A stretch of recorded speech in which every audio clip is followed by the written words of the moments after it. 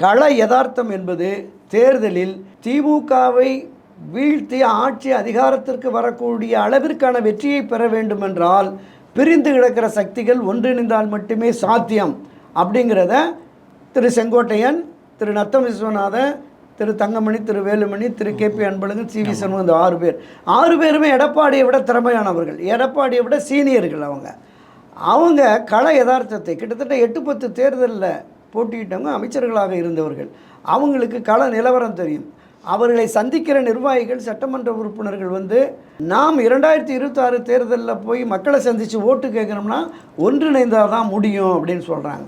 உறுப்பினர் அட்டையை எடுத்துகிட்டு போய் விநியோகிக்க போனால் இந்த அட்டையெல்லாம் அப்புறமா கொடுங்க, முதல்ல கட்சியை ஒன்று சேருங்க அப்படின்னு சொல்கிறாங்க.